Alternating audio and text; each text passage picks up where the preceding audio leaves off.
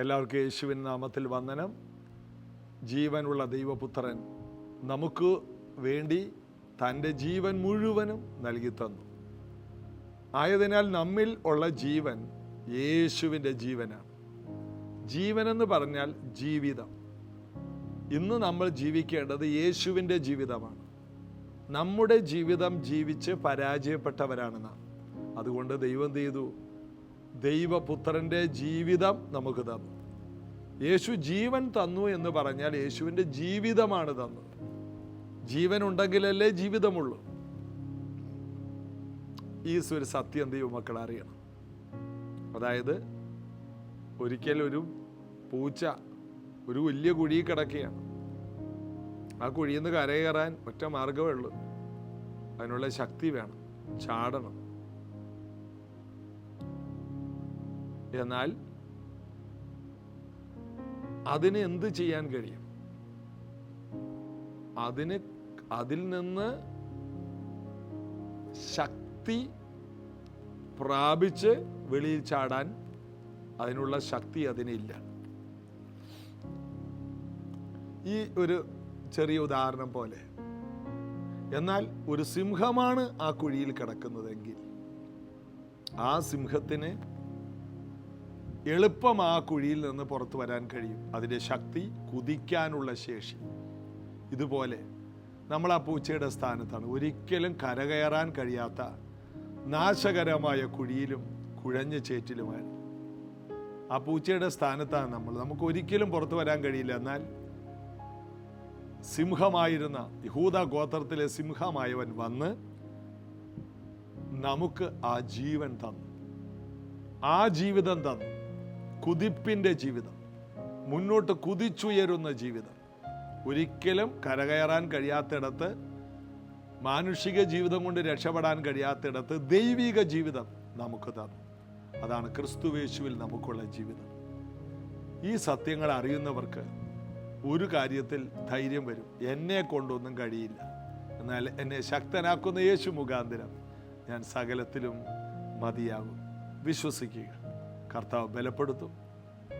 നല്ലവനായ യേശു കർത്താവ് നമുക്ക് വേണ്ടി ജീവൻ തന്നു.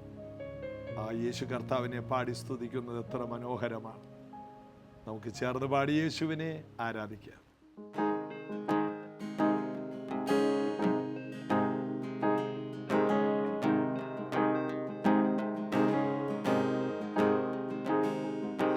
Blessing and honor, glory and power be unto the Ancient of Days. From every nation, all of creation, bow before the Ancient of Days. Every tongue in heaven and earth shall declare your glory. Every knee shall bow at your throne. In worship you will be exalted, O God, and your kingdom shall not pass away, O Ancient of Days.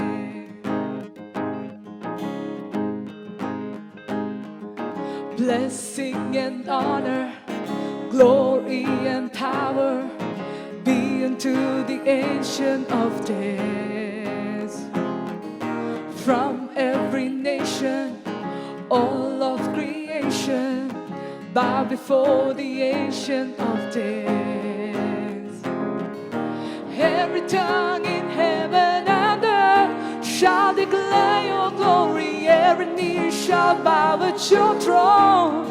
In worship you will be exalted, O God, and your kingdom shall not pass away. Every tongue in heaven and earth shall declare your glory. Every knee shall bow at your throne.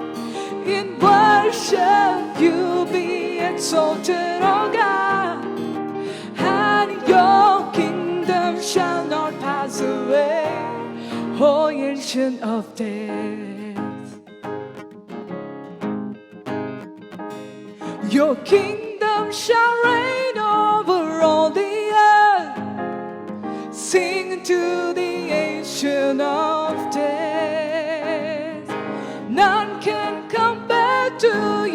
matchless worth.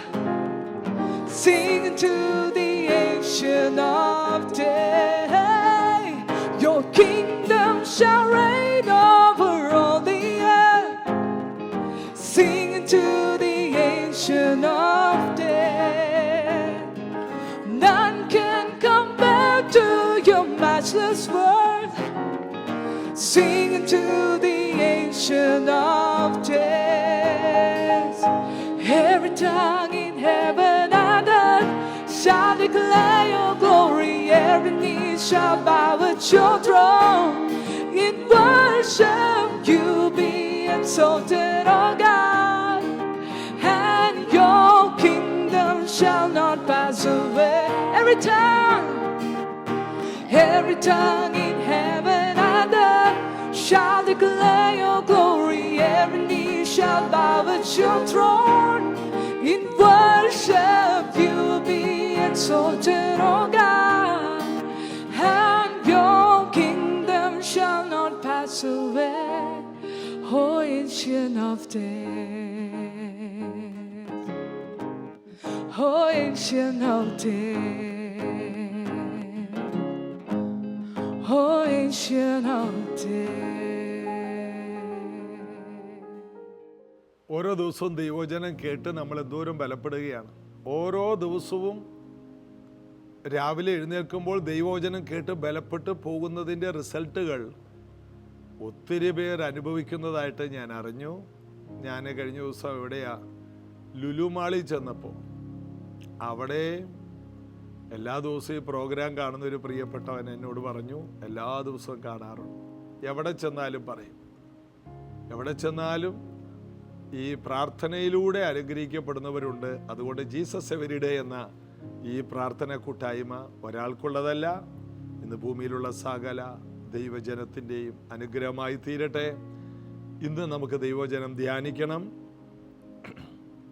അതായത് പ്രതികൂല സാഹചര്യങ്ങളെ നേരിടുവാനുള്ള ധൈര്യം എന്നുള്ളതാണ് നമ്മുടെ ചിന്താ വിഷയം. പ്രതികൂല സാഹചര്യങ്ങളെ നേരിടാൻ നമുക്ക് വേണ്ടത് ധൈര്യമാണ്. പ്രതികൂലത്തിൽ ആദ്യം നമുക്ക് നഷ്ടപ്പെടുന്ന ഒന്നിൻ്റെ പേരാണ് ധൈര്യം. ധൈര്യം നഷ്ടപ്പെട്ടാൽ നമ്മിൽ ഏറ്റവും ആദ്യം വന്നു കയറുന്നതാണ് ഭയം. ഒരു ധൈര്യത്തിൻ്റെ പുറത്താണ് നമ്മളൊക്കെ മുന്നോട്ട് പോകുന്നത്. ധൈര്യത്തിൻ്റെ എതിർവശമാണ്, എതിർ പദമാണ് ഭയം. അതുകൊണ്ടാണ് ഭീരുത്വത്തിൻ്റെ ആത്മാവിനെ അല്ല, ശക്തിയുടെ, സ്നേഹത്തിൻ്റെ, സുബോധത്തിൻ്റെ ആത്മാവിനെ അത്ര ദൈവം നമുക്ക് തന്നത്. അപ്പോൾ നമ്മിൽ എന്തില്ല? എൻ്റെ ജഡത്തിൽ ഭീരുത്വമുണ്ട്, ഞാനെന്ന മനുഷ്യനിൽ ഭീരുത്വമുണ്ട്, എന്നാൽ എൻ്റെ ആത്മാവിൽ ഭീരുത്വമില്ല. ഞാൻ ഒരു ജഡമല്ല, ഞാനൊരു മനുഷ്യനല്ല, ഞാനൊരു ദൈവ മനുഷ്യനാണ്, ഞാൻ വീണ്ടെടുക്കപ്പെട്ട ഒരു ആത്മ മനുഷ്യനാണ് എന്ന ഒരു ബോധ്യം വരുന്നവർക്ക് മാത്രമേ ജീവിതത്തിൽ വരുന്ന സാഹചര്യങ്ങളെ നേരിടാൻ കഴിയും. ജീവിതത്തിലെ സാഹചര്യങ്ങളെന്ന് പറഞ്ഞാൽ നമ്മൾ മുന്നോട്ട് പോകുമ്പോൾ സാഹചര്യങ്ങളൊന്നും നമുക്ക് അനുകൂലമായിരിക്കില്ല എന്നാദ്യം തന്നെ നാം നമ്മുടെ ജീവിതത്തിൽ ഉറപ്പായി നിശ്ചയിക്കണം. ദാവീദിൻ്റെ കാലത്ത് ദാവീദ് യെബൂസ്യരുടെ നേരെ ചെന്നു. 2 ശമൂവേൽ 5-ാം അധ്യായത്തിൽ അത് കിടപ്പുണ്ട്. ദാവീദ് യെബൂസ്യരുടെ നേരെ ചെന്നു. യെബൂസ്യരെന്ന് പറഞ്ഞാൽ യെരുശലേം പട്ടണത്തിൽ വാഴുന്ന ഒരു കൂട്ടരാണ്. യെരുശലേമിനെ അവർ കൈയടക്കി, യെരുശലേം പിടിച്ചടക്കി അതിൽ വാഴുന്ന കൂട്ടരാണ് യെബൂസ്യർ എന്ന ജാതികൾ. ദാവീദ് ആ പട്ടണത്തിന് നേരെ ചെന്നപ്പോൾ പട്ടണക്കാർ യെബൂസ്യർ പറഞ്ഞൊരു വാക്കുണ്ട്, നീ ഇവിടെ കടക്കുകയില്ല, നിന്നെ തടുക്കുവാൻ ഇവിടത്തെ കുരുടരും മുടന്തരും മതി. അതായത് വില കുറഞ്ഞവനായി കാണിച്ചു. ഏറ്റവും വില കുറഞ്ഞവനാണ് നീ എന്ന ഒരു വാക്ക് അവർ പറഞ്ഞു. ഇങ്ങനെയുള്ള വാക്കുകളാണ് നമ്മെ തളർത്തുന്നത്. വില കുറഞ്ഞ വാക്കുകൾ പറഞ്ഞു ഭയപ്പെടുത്തുക. നിനക്ക് സംഭവിക്കില്ല, നിന്നെ തടയാൻ, നിന്നെ കൊല്ലാൻ ഇവിടുത്തെ കുരുടരും മുടന്തരും മതി. ആരോഗ്യമുള്ളവരാരും നിന്റെ കാര്യത്തിൽ ഇടപെടണ്ട, കാരണം ഞങ്ങൾ നിന്നേക്കാൾ കരുത്തുള്ളതാണ്. അടുത്ത വാക്യം ഇങ്ങനെയാണ്, എന്നിട്ടും ദാവീദ് സിയോൻ കോട്ട പിടിച്ചു. അത് അവൻ്റെ അരമനയായിട്ട് അവൻ പണിത് അവിടെ ഒരു കോട്ട പണിതു. ദാവീദ് പിന്നെ കോട്ടയിൽ പാർത്തു. അതൊക്കെ ഒരു വെല്ലുവിളിയുടെ മുന്നേറ്റമായിരുന്നു. അതായത് എവിടെ നിനക്ക് ജയിക്കാൻ കഴിയില്ല എന്ന് പറയുന്നുവോ അതിനെ നീ നിൻ്റേതാക്കി മാറ്റുന്നതാണ് ദൈവം തരുന്ന ധൈര്യം. എന്തിനെ നിനക്ക് നിൻ്റേതാക്കാൻ കഴിയില്ല? ദൈവം നമുക്ക് വെച്ചിരിക്കുന്ന എല്ലാ നന്മകളുടെ മുൻപിൽ ഒരു വലിയ വെല്ലുവിളിയുണ്ട്. ഒരു വെല്ലുവിളി വരുന്നുണ്ടെങ്കിൽ അതിൻ്റെ അർത്ഥം ഉടനെ നമ്മൾ അതിനെ സ്വന്തമാക്കാൻ പോകുന്നു എന്നാണ്. വെല്ലുവിളികളെ തിരിച്ചറിയണം. പെട്ടെന്ന് വരുന്ന ചില വെല്ലുവിളികൾ നമ്മെ നശിപ്പിക്കാനല്ല. ഇസബേൽ ഏലിയാവിനെ വെല്ലുവിളിച്ചു, നാളെ ഈ നേരത്ത്, അതായത് 24 മണിക്കൂറിനുള്ളിൽ നിന്റെ തല കൊയ്യും. എന്നാൽ ഇവൻ എന്തിനാ പേടിച്ചത്? അതിന് തൊട്ട് മണിക്കൂറുകൾക്ക് മുമ്പ് അവൻ ഇസ്രായേലിലെ ജനങ്ങളെ മുഴുവനും ദൈവത്തിങ്കിലേക്ക് തിരിച്ചു. കള്ളപ്രവാചകന്മാരെ ഒതുക്കി. യഹോവ തന്നെ ദൈവമെന്ന് തെളിയിച്ചവൻ, ധൈര്യത്തോടെ ഒറ്റക്ക് നിന്നവൻ, അടുത്ത ദിവസം ഒരൊറ്റ വാക്കിൻ്റെ പുറത്ത് തളർന്നു കണ്ടോ? ഇതാണ്. ഒരു സ്ത്രീ വിചാരിച്ചാൽ തീരാനേ ഉള്ളോ ഏലിയാവേ നീ? ഇല്ല, നിനക്ക് തീരാൻ കഴിയില്ല. നിന്റെ വിളിക്കകത്ത് അങ്ങനെ ഒരു കാര്യം സംഭവിക്കില്ല. ദൈവം സ്വർഗത്തിൽ നിന്ന് അപ്പവും വെള്ളവും ദൂതന്റെ അടുക്കൽ കൊടുത്തയച്ചവനെ ബലപ്പെടുത്തി പിന്നെയും അവനെ ശുശ്രൂഷയ്ക്ക് വേണ്ടി ഒരുക്കി ഏറ്റൊടുവിൽ ഏലീശയുടെ മേൽ ആ പുതപ്പെറിഞ്ഞ ശേഷം സ്വർഗത്തിലേക്ക് കയറിപ്പോകാൻ അവനെ പ്രാപ്തനാക്കി, ഒരു ചരിത്രമാക്കി. ആരാണ് പേടിക്കാത്ത ഒരാളുടെ പേര് പറയാമോ? ഇന്ന് ഭൂമിയിൽ ജീവിച്ചവരും ജീവിക്കാനുള്ളവരും ഭയത്തെ നേരിടേണ്ടി വരും. അപ്പോൾ ഭയത്തെ എങ്ങനെ കൈകാര്യം ചെയ്യും എന്നതുള്ളതാണ് നമ്മുടെ പ്രധാന വിഷയം. യായിറോസിന്റെ മോൾ മരിച്ചപ്പോൾ യേശു ആ വീട്ടിലെ ഭയത്തെ കൈകാര്യം ചെയ്തു. ഭയപ്പെടരുത്, വിശ്വസിക്കുക മാത്രം ചെയ്യുക. ബാല മരിച്ചിട്ടില്ല. യേശു പറഞ്ഞ വാക്കുകളിലൂടെയാണ് ആ വീട്ടിലെ ഭയം മാറിപ്പോയത്.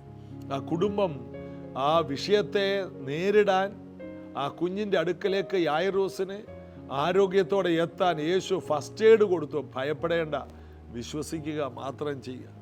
നമ്മുടെ ജീവിതത്തിൽ ഈ 2024 പ്രശ്നങ്ങൾ വരില്ലെന്നല്ല, വരാം.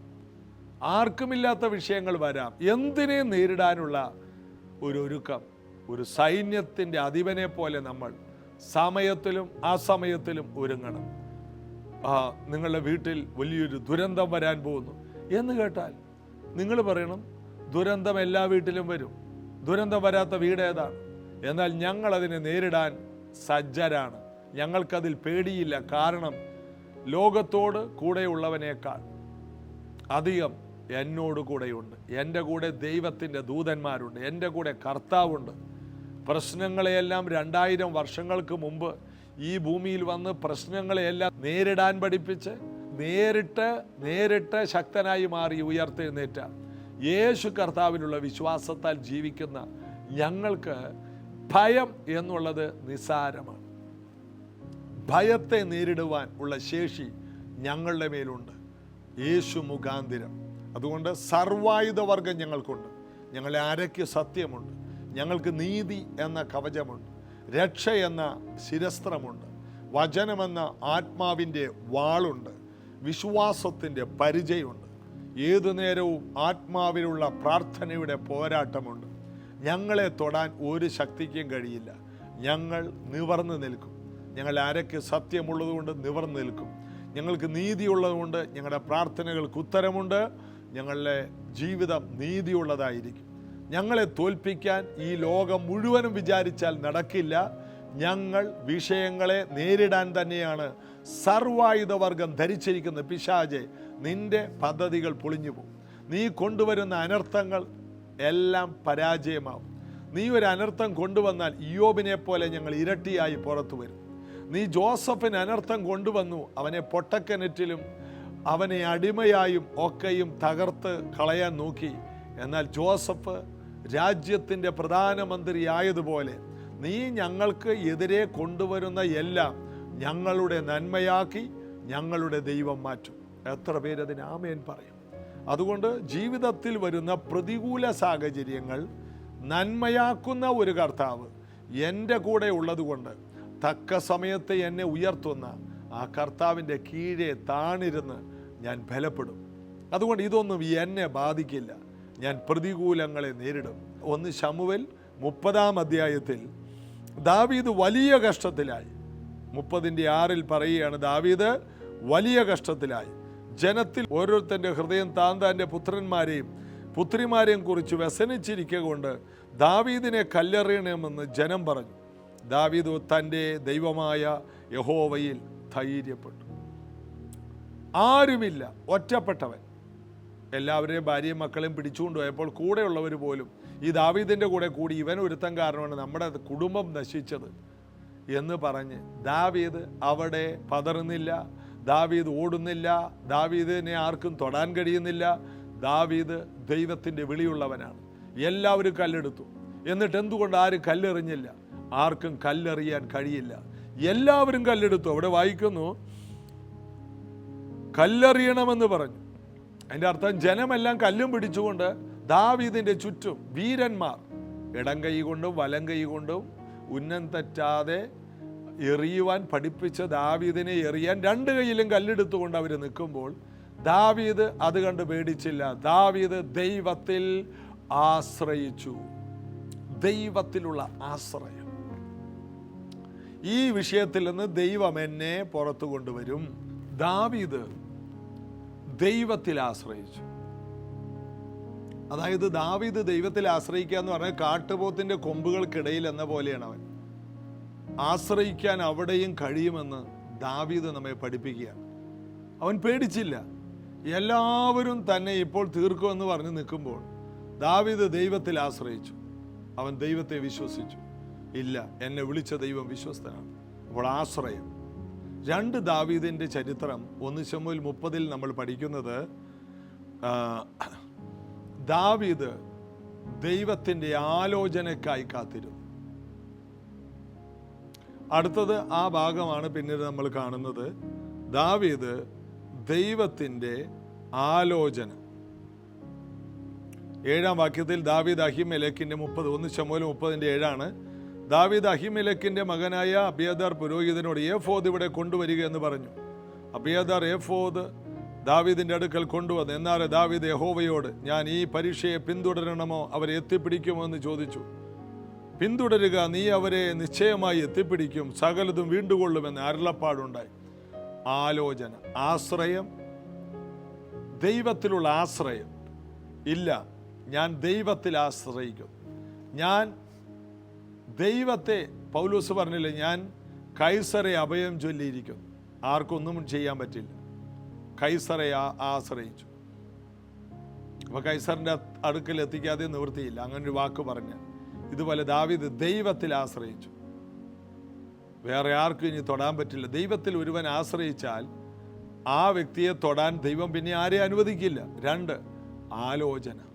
അവൻ ദൈവത്തിൻ്റെ ആലോചനയ്ക്കായിട്ടിരുന്നു. ദാവീദിൻ്റെ അടുത്ത പ്രത്യേകത, അവൻ ആലോചനയ്ക്കായിട്ട് ദൈവസ്ഥലിരുന്നു. കർത്താവേ, ഞാൻ ഇതിനു വേണ്ടി പോകണോ പോകണ്ടയോ? എന്നോട് വ്യക്തമായിട്ടൊരു ആലോചന പറയണമേ. അവൻ ദൈവത്തോട് ആലോചന ചോദിച്ചു. ദൈവം അവനോട് പറഞ്ഞു, നീ നിശ്ചയമായും ഈ യാത്രയിൽ നഷ്ടപ്പെട്ടതെല്ലാം തിരിച്ചു പിടിക്കും. ആലോചന, ആശ്രയവും ആലോചനയും അവന് അധികാരം കൊടുത്തു. അവൻ ശക്തമായ ഒരു മുന്നേറ്റം നടത്തി. നഷ്ടപ്പെട്ട കുടുംബത്തെ, കൂടെയുള്ളവരുടെ കുടുംബത്തെ, നഷ്ടപ്പെട്ട സമ്പത്തിനെ, മക്കളെ എല്ലാം അവൻ ദാവീദ് തിരിച്ചു കൊണ്ടുവന്നു. മാത്രമല്ല, കൊണ്ടുപോയ രാജ്യത്തിൻ്റെ സമ്പത്തിനെ, കൊള്ളകളെ അവൻ പിടിച്ചു. ബഹുസമ്പന്നതയിലേക്ക് ജനങ്ങളെ മടക്കിക്കൊണ്ടുവന്നു. നടന്ന വിഷയം, പ്രതികൂലത്തെ അവൻ ആശ്രയം കൊണ്ടും ആലോചന കൊണ്ടും അധികാരം കൊണ്ടും നന്മയാക്കി മാറ്റി. ദൈവം ഒരു ദിവസം നന്മ തരും എന്ന് പറഞ്ഞിരിക്കുന്നവനല്ല നന്മ. പ്രതികൂലത്തെ നീ അധികാരവും ആശ്രയവും ആലോചനയും പ്രാപിച്ച് അതിനെ നീ വലിയ കൊള്ള നന്മയായിട്ട് മാറ്റണം. കൊള്ള നന്മ. നിന്റെ ജീവിതത്തിൽ വന്ന ഏറ്റവും വലിയ തിന്മയെ കൊള്ള ലഭിക്കുന്നത് പോലത്തെ നന്മയാക്കി മാറ്റിയെടുക്കുവാൻ ദാവീദിനെ ദൈവം ഉപയോഗിച്ചതുപോലെ നിങ്ങളെ ദൈവം ഉപയോഗിക്കാൻ വിശ്വസ്തനാണ്, മറക്കരുത്. അപ്പോൾ അധികാരം അവനെങ്ങനെ ലഭിച്ചത്? സമ്പൂർണ്ണ ഹൃദയത്തോടെ ദൈവത്തിൽ ആശ്രയിച്ചു. കർത്താവ് നോക്കിക്കൊള്ളൂ എന്നും പറഞ്ഞ് നേരെ കയറി കിടന്ന് ഉറങ്ങുന്നവരെ എനിക്കറിയാം. ദൈവം ചെയ്യുമെന്ന്, ദൈവം ചെയ്യും. ഞാൻ എൻ്റെ ദൈവത്തിൽ ശരണമാക്കിയിരിക്കുകയാണ്.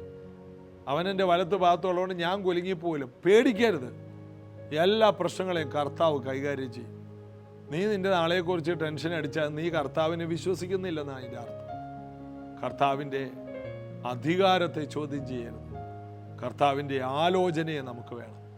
കർത്താവിൽ നിന്നുള്ള അധികാരത്തിൽ നഷ്ടപ്പെട്ടതിനെല്ലാം തിരിച്ചു പിടിക്കണം. ദാവീദ് എല്ലാം വീണ്ടുകൊണ്ടു, എല്ലാം മടക്കി കൊണ്ടുവന്നു എന്നാണ് പിന്നീട് നമ്മൾ വായിക്കുന്നത്. ഒന്നും കിട്ടാതിരുന്നില്ല. എല്ലാം, ഒരു കുഞ്ഞു പോലും, ഒരാട് പോലും മിസ്സായില്ല. എല്ലാം തിരിച്ചു കിട്ടി. ഭാര്യമാര്, മക്കളെ എല്ലാം തിരിച്ചു കിട്ടി. അതെ, നിന്നെ തൊടാൻ നീ ദൈവത്തിൻ്റെ പദ്ധതി ആയതുകൊണ്ട് നീ കരഞ്ഞാൽ അത് സ്വർഗത്തിലെ കരച്ചിലാകും. ദൈവത്തിൻ്റെ പ്രോഗ്രാമാണ് നീ ദുഃഖിച്ചാൽ സ്വർഗത്തിലും ദുഃഖമായിരിക്കും. അതുകൊണ്ട് നിനക്ക് ആ ദുഃഖത്തിൽ നിന്ന് പുറത്തു വരാനുള്ള സൊല്യൂഷൻ ദൈവം വെച്ചിട്ടുണ്ട്. ധൈര്യപ്പെടുക, പ്രാർത്ഥിക്കാം.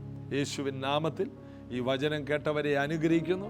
കർത്താവായ യേശുവിൻ നാമത്തിൽ ഈ മക്കൾ കടന്നു പോകുന്ന ആഴമേറിയ പ്രതിസന്ധികളിൽ നിന്ന്, വലിയ അനർത്ഥങ്ങളിൽ നിന്ന് അതിജീവനത്തിൻ്റെ ശേഷിയുള്ള ആശ്രയവും അതിജീവനത്തിൻ്റെ ശേഷിയുള്ള ആലോചനകളും അതിജീവനത്തിൻ്റെ ശേഷിയുള്ള അധികാരങ്ങളും വെളിപ്പെടട്ടെ.